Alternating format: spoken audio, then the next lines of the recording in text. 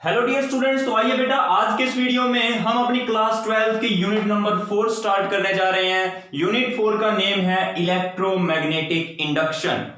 EMI भी बोल देते हैं इसको, यानी इलेक्ट्रोमैग्नेटिक इंडक्शन। क्लियर है बेटा?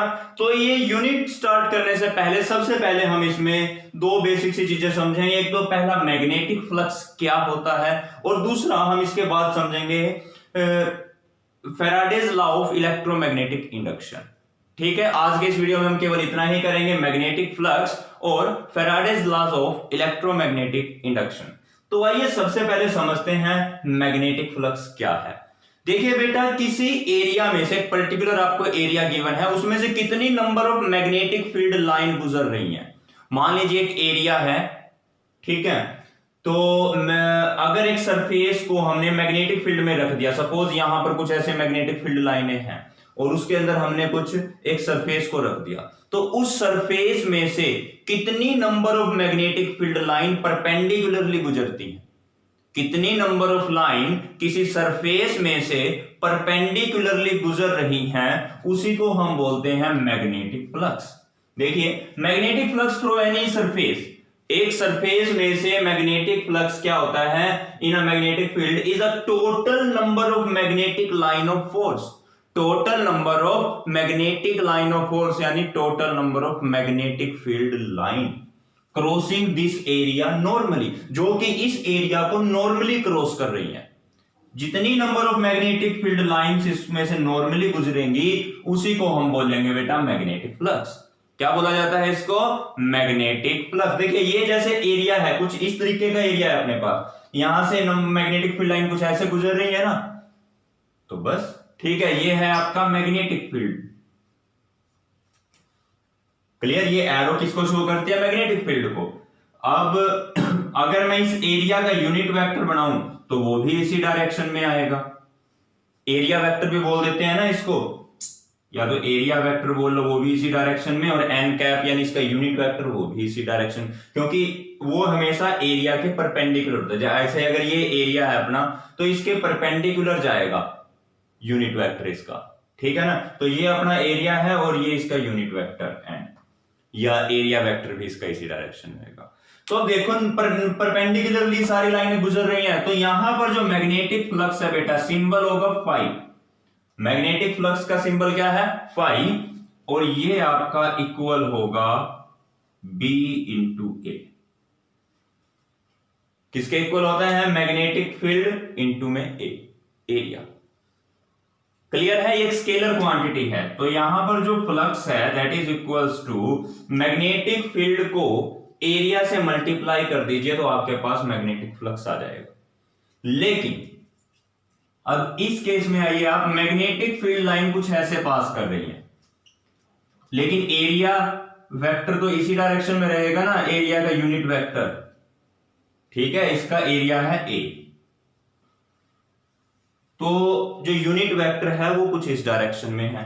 तो यहां पर आप एक, मैं इसको दोबारा से बना देता हूं, यहां पे बनाते हैं हम इसको। देखिए, ये है एन कैप, तो ए मैग्नेटिक फील्ड की जो एरिया का यूनिट वेक्टर है उसके साथ एंगल है थीटा। कितना एंगल बनाया इसने? थीटा एंगल बनाया। ये हमारा एरिया वेक्टर था और ये मैग्नेटिक फील्ड वेक्टर, दोनों के बीच एंगल कितना? थीटा। तो हमें क्या चाहिए? अब देखिए आप, हमें तो केवल जो परपेंडिकुलरली लाइनें गुजर रही हैं वही फाइंड आउट करनी है ना। हमें तो बेटा केवल वही लाइंस फाइंड आउट करनी है जो कि परपेंडिकुलरली गुजर रही हैं। ये नहीं काउंट करनी, क्योंकि लिखा है ना डेफिनेशन में, क्रॉसिंग दिस एरिया नॉर्मली यानी परपेंडिकुलरली। तो आप इसको अगर जब दो कंपोनेंट में ब्रेक करोगे, तो ये वाला कंपोनेंट क्या हो जाएगा? बी कोस थीटा, यही हो जाएगा ना। हमें यही कंपोनेंट तो चाहिए, बी कोस थीटा। तो यानी कि बेटा यहां पर जो आपका फाई है that is equals to B A cos theta. Clear? Magnetic, देखिए यहां पर क्या होता है, मैग्नेटिक फील्ड होता है, मैग्नेटिक फील्ड कितना है? बी कोस थीटा है यहां पर। हमें केवल परपेंडिकुलर कंपोनेंट की बात कर रहे हैं एरिया के, ये एरिया था, एरिया का परपेंडिकुलर जो इस डायरेक्शन में कंपोनेंट है वो कितना है, b cos थीटा इनटू में एरिया। तो इसको हम लिख सकते हैं बी ए cos थीटा या फिर b vector dot a vector. Clear है बेटा, समझ में आया? मैग्नेटिक फ्लक्स अगर मैं इसको भी ऐसे लिखना चाहूं, फाई को बी ए कोस थीटा, तो भाई यहां पर थीटा 0 हो जाएगा। क्यों? एरिया वेक्टर भी इसी डायरेक्शन में है, मैग्नेटिक फील्ड भी इसी डायरेक्शन में है, तो कोस 0 की वैल्यू 1, तो आंसर बी इंटू ए यही बचेगा आपके पास। ठीक है, यहां पर भी ये फॉर्मूला लगा सकते हो, कोई प्रॉब्लम नहीं है। अब बात करते हैं थर्ड केस की। ये अपना फर्स्ट केस था, ये सेकंड केस है, लेकिन ये है बेटा अपना थर्ड केस।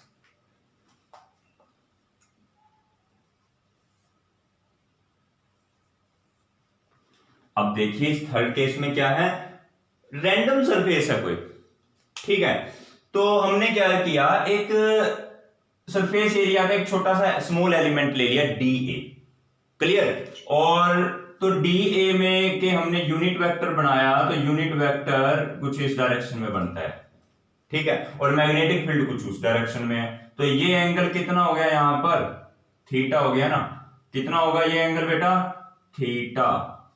तो अब देखिए यहां पर क्या होगा, जो स्मॉल फ्लक्स होगा इस through the area element D A, ये छोटा सा एलिमेंट है जो डी ए, इसके थ्रू मैग्नेटिक फ्लक्स कितना होगा, B vector dot D A vector. Clear है ना, बी वेक्टर डॉट में D A vector in small area element. अगर हमें फाइंड आउट करना है टोटल फ्लक्स, तो इसका इंटीग्रेशन हो गया, और इधर क्या बचेगा बेटा, B vector dot D A vector integration for the complete area. इस कंप्लीट का इंटीग्रेशन कर दिया तो टोटल एरिया ए आ जाएगा। तो बस मतलब फॉर्मूला वही है आपका, B vector dot A vector. Clear है बेटा, ये समझ में आया? मैग्नेटिक फ्लक्स क्या होता है, जितनी नंबर ऑफ मैग्नेटिक लाइंस किसी एरिया में से परपेंडिकुलरली गुजरती हैं उसी को हम क्या बोलते हैं, मैग्नेटिक फ्लक्स। फॉर्मूला क्या है, बी इंटू ए या बी ए कोस थीटा, ये एग्जैक्ट फॉर्मूला बनता है अपने पास। क्लियर है, समझ में आया बेटा?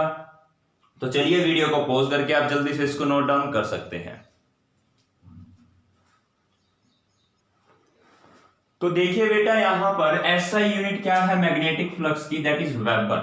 क्या होती है, वेबर। मैग्नेटिक फ्लक्स 1 वेबर के इक्वल होगा अगर मैग्नेटिक फील्ड 1 टेस्ला हो और एरिया कितना हो, 1 मीटर स्क्वायर। क्लियर? तो चलिए इसको डिफाइन करते हैं 1 वेबर को। 1 वेबर वो मैग्नेटिक फ्लक्स है, 1 वेबर वो मैग्नेटिक फ्लक्स है जब 1 टेस्ला मैग्नेटिक फील्ड अप्लाई किया जाए 1 मीटर स्क्वायर एरिया में से परपेंडिकुलरली। जब 1 मीटर स्क्वायर एरिया में से परपेंडिकुलरली 1 टेस्ला मैग्नेटिक फील्ड लगाया जाए तो मैग्नेटिक फ्लक्स 1 वेबर होगा। बात समझ में आई है बेटा? ये डेफिनेशन लिख दिया मैंने यहां पे। ऐसे ही सीजीएस यूनिट क्या है, सीजीएस यूनिट होती है Maxwell.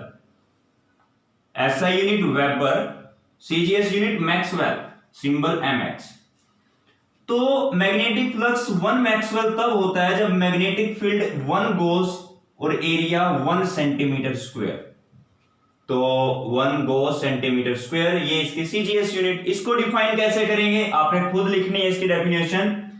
Magnetic flux is called 1 Maxwell if the magnetic field of 1 goes is applied perpendicularly through 1 centimetre square area.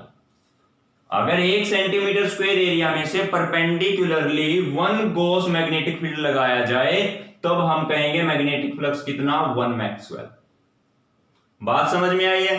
तो 1 वेबर 10 की पावर 8 मैक्सवेल के इक्वल होता है। क्लियर है बेटा? तो चलिए ये तो था आपका मैग्नेटिक फ्लक्स के यूनिट्स। अब है इसका डायमेंशनल फॉर्मूला। आपको पता है ना मैग्नेटिक फील्ड में फोर्स का फॉर्मूला क्या होता है, Q V B sine theta. तो यहां से बी की वैल्यू निकालिए, F upon Q V sine theta. Flux देखते हैं बी इंटू ए, तो बी की जगह मैंने ये वैल्यू रखी, और ए की जगह ए। अब देखिए हर एक का डायमेंशनल फॉर्मूला रख लीजिए। फोर्स का डायमेंशनल फॉर्मूला आपको पता है mlt-2। एरिया लेंथ का स्क्वायर होता है ना, तो l की power 2। Q coulomb c। v velocity lt-1 इसका कोई डायमेंशनल फॉर्मूला नहीं। अब देखिए आप इस l से ये l कैंसल, तो क्या बचा ऊपर m, ये l की पावर 2 और t की -2, m l2t-2। ये l तो इससे कैंसिल हो गया था, तो बच गया ct-1। ct-1 ये एम्पियर बनता है, इसको मिला के क्या बनता है एम्पियर, तो नीचे a लिख दिया। अब ये ऊपर गया तो a की power -1। So this is the dimensional formula for the magnetic flux. Clear है ना। अब 1 मार्क के क्वेश्चन में कुछ ऐड हो गया ना, तो पूछा जा सकता है आपसे ये डायमेंशनल फॉर्मूला। तो क्लियर है बेटा। तो चलिए जल्दी से वीडियो को पॉज करके आप इसको नोट डाउन कर सकते हैं। तो बेटा देखिए अब हम समझते हैं Faraday's experiment of electromagnetic induction. Faraday का इलेक्ट्रोमैग्नेटिक इंडक्शन का एक्सपेरिमेंट था। रिटर्न में कुछ नहीं करवाऊंगा, यहां पर केवल आपको समझाऊंगा ये, ठीक है। माइंड में एक पिक्चर सेट होनी चाहिए बस आपके। आप लिख तो किसी बुक से भी सकते हो, आपके बुक में सभी बुक्स में ये गिवन है फैराडेज लॉ। क्लियर है। तो यहाँ पे इसमें 3 अलग अलग तरह से एक्सपेरिमेंट किया गया। तो सबसे पहला जो एक्सपेरिमेंट है वो ये है, और सबसे सेकंड वाला ये। तो चलिए समझते हैं क्या है ये। सबसे पहले क्या किया गया, एक कॉइल ही क्लोज्ड सर्किट लिया ऐसे, ठीक है, और उसको गैल्वेनोमीटर से जोड़ दिया और इसको ऐसे रख दिया रेस्ट पर। फिर इसके पास एक मैग्नेट लेके आए, ठीक है, मैग्नेट का नॉर्थ पोल मान लीजिए इसके पास लेकर के आए। तो जैसे ही मैग्नेट का नॉर्थ पोल इसके पास लेकर के आए तो ये ऑब्जर्व किया गैल्वेनोमीटर की सुई ने डिफ्लेक्ट किया। गैल्वेनोमीटर की सुई में क्या ऑब्जर्व हुआ, डिफ्लेक्शन। गैल्वेनोमीटर की सुई एकदम से राइट साइड में ऐसे डिफ्लेक्ट हो गई। बात समझ में आई। फिर हमने क्या काम किया, और इसके मतलब ये डिफ्लेक्ट हुई, चलो ठीक है। फिर सेकंड केस में क्या किया, मैग्नेट को थोड़ा दूर लेके गए। पहले तो पास लेके आए थे, अब दूर लेके गए। फिर देखा अभी भी इसमें डिफ्लेक्शन है गैल्वेनोमीटर के अंदर। क्या है गैल्वेनोमीटर में, डिफ्लेक्शन। लेकिन अब की बार डिफ्लेक्शन उल्टी डायरेक्शन में है, लेफ्ट साइड में। पहले राइट साइड में थी, अब की बार लेफ्ट साइड में है। बात समझ में आई है। गैल्वेनोमीटर की डिफ्लेक्शन नोट करी, पहले राइट साइड में आई थी, अब की बार डिफ्लेक्शन लेफ्ट साइड में है। पहले हम मैग्नेट के नॉर्थ पोल को कॉइल के तरफ लेके आ रहे थे, अब मैग्नेट के नॉर्थ पोल को कॉइल से दूर लेकर के जा रहे हैं, ठीक है ना। ये देखिए डायरेक्शन चेंज हो चुकी है, पहले इस तरफ थी अब इस तरफ है। तो क्या ऑब्जर्व हुआ, गैल्वेनोमीटर ने अभी भी डिफ्लेक्शन दिखाई, लेकिन उल्टी डायरेक्शन में दिखाई है। थर्ड केस में क्या ऑब्जर्व किया कि ये भी कॉइल भी यहीं रखी है और इसको भी ऐसे रख दिया। वेलोसिटी 0 है इसकी, ना इसको इस तरफ लेके आ रहे ना उस तरफ लेकर के जा रहे। तब देखा गैल्वेनोमीटर ने कुछ नहीं शो किया, गैल्वेनोमीटर की डिफ्लेक्शन 0। बात समझ में आई। तो ये 3 केस समझ में आए। मतलब ये जस्ट एक एक्सपेरिमेंट में जो ऑब्जर्व हुआ आपको मैंने अभी वही बताया बस। ये पहले तो नॉर्थ पोल इस तरफ लाया गया तो देखा गैल्वेनोमीटर की सुई ने राइट में डिफ्लेक्शन दिखाई। फिर नॉर्थ पोल को दूर लेके जाया गया तो गैल्वेनोमीटर की सुई में लेफ्ट साइड में डिफ्लेक्शन आई। फिर इसको ना उधर लाया गया ना इधर लाया गया, वैसे ही रख दिया इसके पास। तब देखा कुछ भी नहीं शो हुआ। क्लियर। अब क्या किया, सेकंड केस लिया गया। इस सेकंड केस में क्या ऑब्जर्व किया बेटा, मैग्नेट को वैसे ही रखा है जैसे यहां पर रखी थी ना, ऐसे ही रख दी मैग्नेट तो बस। लेकिन जो कॉइल है इसको इस तरफ मूव करवाया मैग्नेट की तरफ। मतलब अब की बार मैग्नेट को रखा है एज इट इज, लेकिन जो कॉइल है इसको हमने इस तरफ लेके आए मैग्नेट की तरफ। तब देखा गैल्वेनोमीटर ने फिर डिफ्लेक्शन दिखाई है। क्या हुआ, जैसे यहां पर गैल्वेनोमीटर ने डिफ्लेक्शन दिखाई थी वैसे यहां पर दिखा दी अब गैल्वेनोमीटर ने डिफ्लेक्शन। बात समझ में आई। यानी कि चलो वो इसका क्या कंक्लूजन निकला वो हम अभी निकालते हैं थोड़ी देर में। केवल ये तो हमने एक्सपेरिमेंट की ऑब्जर्वेशन नोट करी है, ठीक है। अब ऐसे ही क्या होगा, मैं अगर इधर साउथ पोल रखता हूं, मान लो नॉर्थ था अब अगर मैं अभी तो इसको नजदीक ले गया, अगर मैं इसको दूर लेके जाऊंगा तब भी क्या होगा, अभी तो मैं इस तरफ लेके आया हूं कॉइल को, अगर मैं कॉइल को दूसरी तरफ ले जाता तब भी गैल्वेनोमीटर डिफ्लेक्शन दिखाता, लेकिन अभी राइट में दिखाई है तो फिर लेफ्ट में दिखाता। बात समझ में आ रही है? मतलब पास लेके आओ या दूर लेके जाओ मैटर नहीं करता, मैटर क्या करता है, मोशन। मैटर क्या करता है, मोशन, मोशन होना चाहिए। अच्छा, फिर एक केस और किया बेटा, देखिए आप, हमने यहां पर ये जैसे कि एक कॉइल ली,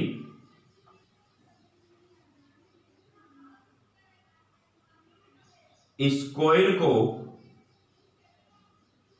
यहां पर कनेक्ट किया,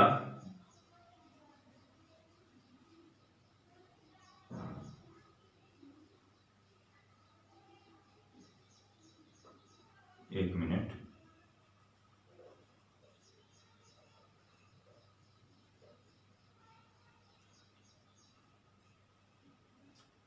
और एक कॉइल यहां पर ली हमने, यहां अपना गैल्वेनोमीटर जोड़ दिया।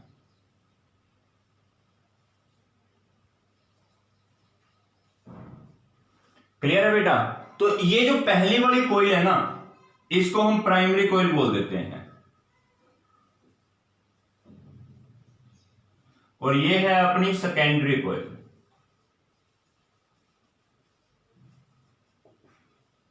केस 3। अब यहां पर हमने क्या ऑब्जर्व किया, जैसे ही बैटरी बंद पड़ी थी, स्विच को ऑन किया, स्विच को जस्ट ऑन किया तो गैल्वेनोमीटर ने एकदम से डिफ्लेक्शन दिखाई। गैल्वेनोमीटर ने क्या किया, एकदम से डिफ्लेक्शन दिखाई।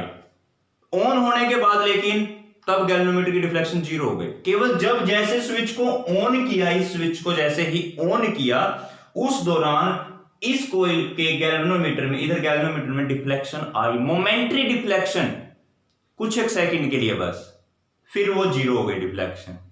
फिर देखा, जैसे ही की को बाहर निकाल दिया, ऑफ कर दिया, स्विच ऑन किया था पहले, अब स्विच ऑफ किया, जैसे स्विच ऑफ किया फिर गैल्वेनोमीटर में डिफ्लेक्शन आई, लेकिन जस्ट फॉर अ मोमेंट, उसके बाद फिर डिफ्लेक्शन 0। क्लियर? पहले तो ये ऑब्जर्व हुआ। फिर हमने क्या किया, चलो करंट को रख दिया ऑन, जब करंट कॉन्स्टेंटली पास कर रहा है तब गैल्वेनोमीटर कुछ डिफ्लेक्शन नहीं दिखाता, लेकिन जिस टाइम जस्ट ऑन करते हैं स्विच को, उस टाइम डिफ्लेक्शन दिखाता है एक बार।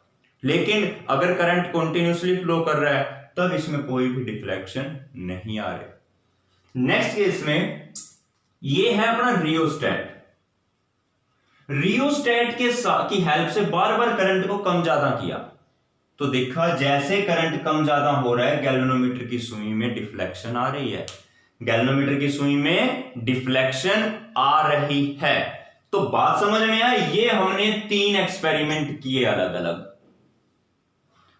अब ये ऑब्जर्वेशन क्यों आई, जो भी हमने पढ़ा है, अब उसकी एक्सप्लेनेशन समझते हैं। जैसे एक्सपेरिमेंट 1 की एक्सप्लेनेशन करते हैं। सबसे पहले यहां पर हमने क्या किया, मैग्नेट को इसके पास लाया तो इसमें डिफ्लेक्शन, मैग्नेट को दूर लेके गए तब इसमें डिफ्लेक्शन। तो यानी कि बेटा देखिए, जब भी मैं मैग्नेट को इसके पास लेके आता हूं या इससे दूर लेके जाता हूं तो मैग्नेटिक फ्लक्स में चेंज आता है।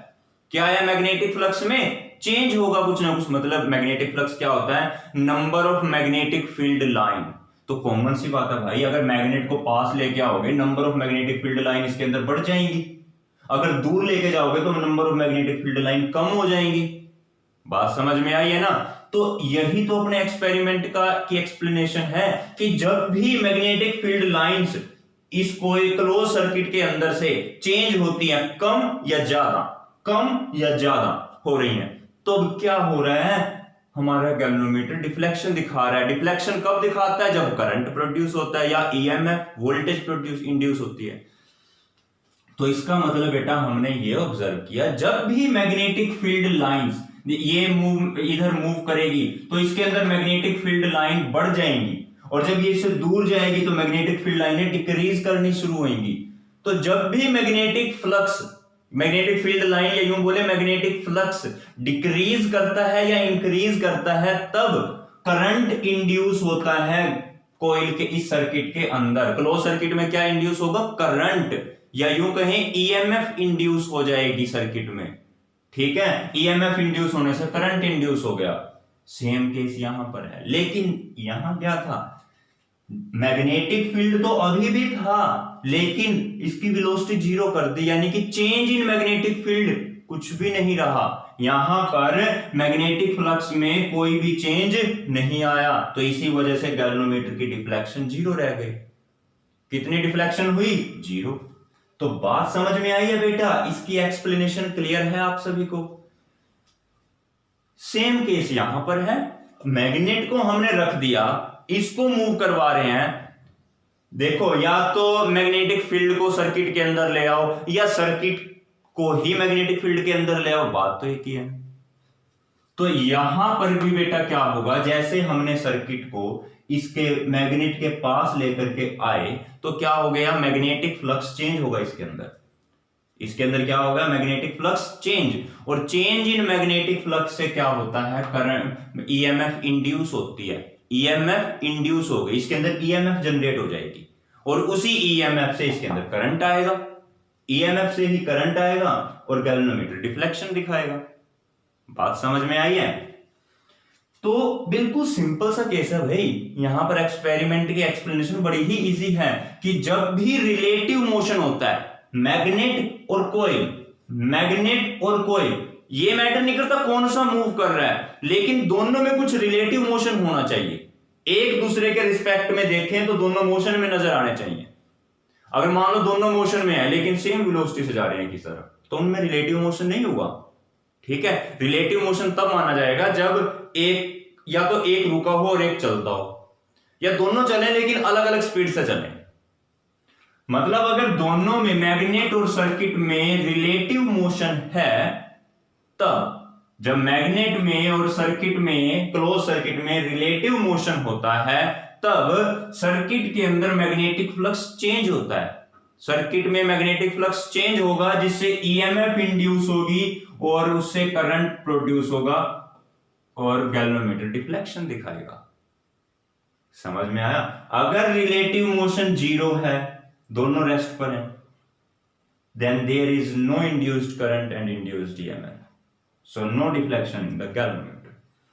चलो, इन दोनों की एक्सप्लेनेशन हो गई। आप बुक में से देख सकते हो, बड़ा ही आसान है, कोई चक्कर नहीं, समझ में आ जाएगा फर्स्ट टाइम में। केवल यहां पर एक बार आपने समझ लिया वो भी काफी है। अब हमने क्या किया? दो कॉइल, एक प्राइमरी कॉइल और एक हमारे पास सेकेंडरी कॉइल। इस कॉइल में जैसे ही करंट को ऑन किया तो इसने एक बार डिफ्लेक्शन दिखाई, बस जस्ट फॉर अ मोमेंट इसने डिफ्लेक्शन दिखाई। क्यों दिखाई? जैसे ही हमने इसके करंट को ऑन किया तो इसका मैग्नेटिक फ्लक्स एकदम से इंक्रीज करेगा। इसका मैग्नेटिक फ्लक्स एकदम से इंक्रीज करेगा। पहले जीरो था, अब एकदम से इंक्रीज किया, तो इसकी वजह से इसके अंदर भी तो मैग्नेटिक फ्लक्स चेंज हुआ, क्योंकि इसका मैग्नेटिक फील्ड है उस दायरे में फैला होगा। ठीक है, जैसे इसकी वजह से मैग्नेटिक फील्ड बढ़ना शुरू हुआ तो इसके थ्रू मैग्नेटिक फ्लक्स बढ़ना शुरू हो गया। अब क्योंकि इसमें मैग्नेटिक फ्लक्स इंक्रीज हुआ है तो ईएमएफ इंड्यूस होगी और करंट प्रोड्यूस होगा, गैल्वेनोमीटर डिफ्लेक्शन दिखाएगा। ठीक है, फिर जैसे इसके स्विच को जस्ट ऑफ किया गया, स्विच को ऑफ किया तो मैग्नेटिक फील्ड जो है मैक्सिमम से मिनिमम वैल्यू पर आया, तो यानी कि डिक्रीज हो गया मैग्नेटिक फ्लक्स। तो बात इंक्रीज या डिक्रीज की नहीं है, बात चेंज होने की है। चेंज होना चाहिए कुछ ना कुछ। तो यहां मैग्नेटिक फ्लक्स में चेंज हुआ तो जिससे यहां ईएमएफ इंड्यूस होगी और करंट इंड्यूस होगा। बात समझ में आई है बेटा? ईएमएफ इंड्यूस हुई और करंट इंड्यूस हुआ, जिसकी वजह से गैल्वेनोमीटर ने डिफ्लेक्शन दिखा दी। ठीक है, तो चलो ये भी समझ में आ गया। अब लास्ट में जब अगर करंट लगातार फ्लो करे तो मैग्नेटिक फ्लक्स तो होगा लेकिन चेंज नहीं होगा, तो इसमें भी ईएमएफ इंड्यूस नहीं होगी। ठीक है, ये हमने रिजल्ट निकाला अपना। और जब इस रियोस्टेट के थ्रू करंट को एकदम से कम ज्यादा कर रहे हैं तो ऑफ कोर्स इसका मैग्नेटिक फ्लक्स भी कम ज्यादा होगा और यहां डिफ्लेक्शन कितनी हो जाएगी? जीरो। क्लियर है बेटा? समझ में आया? तो अगर डायग्राम बनाना चाहते हो बना लो, वरना आपकी बुक में भी डायग्राम गिवन है और फिर इसका क्या रिजल्ट निकला एक्सपेरिमेंट का वो हम समझते हैं अभी। तो देखिए बेटा, हमारे एक्सपेरिमेंट का रिजल्ट क्या निकला, क्या हमने कंक्लूजन निकाली यहां से कि जब भी मैग्नेटिक फ्लक्स एक कॉइल में से चेंज होता है, कॉइल में से क्या चीज चेंज होगी, मैग्नेटिक फ्लक्स, तब इंड्यूस्ड ईएमएफ प्रोड्यूस होगी सर्किट में क्या प्रोड्यूस होगी, इंड्यूस्ड ईएमएफ, या यूं कहें इंड्यूस्ड ईएमएफ से करंट सेटअप हो जाएगा हमारे सर्किट के अंदर, करंट फ्लो करना शुरू हो जाएगा। और दूसरा, जितने ज्यादा स्पीड से मैग्नेटिक फ्लक्स में चेंज होगा उतना ही ज्यादा करंट इंड्यूस होगा और उतनी ज्यादा ईएमएफ इंड्यूस होगी। बात समझ में आई? अगर मान लीजिए मैग्नेटिक फ्लक्स तेजी से चेंज हो रहा है तो करंट या ईएमएफ भी ज्यादा इंड्यूस होगी उस केस में। ठीक है, नेक्स्ट है, अब ये जो प्रोसेस था यहां पर क्या हुआ, मैग्नेटिक फ्लक्स चेंज होने से करंट इंड्यूस हुआ या मैग्नेटिक फ्लक्स चेंज होने से ईएमएफ इंड्यूस हुई। इस प्रोसेस का नाम है इलेक्ट्रोमैग्नेटिक इंडक्शन। क्या बोलते हैं इसको, इलेक्ट्रोमैग्नेटिक इंडक्शन। समझ में आया? देखिए ये हमने यहां पर क्या देखा कि जब भी एक क्लोज सर्किट में से मैग्नेटिक फ्लक्स चेंज होता है तो उसकी वजह से करंट इंड्यूस होता है या ईएमएफ इंड्यूस होती है। भाई इसी प्रोसेस को बोला जाता है इलेक्ट्रोमैग्नेटिक इंडक्शन। क्लियर है बेटा? समझ में आया? तो चलिए जल्दी से वीडियो को पॉज करके इसको नोट कर सकते हैं।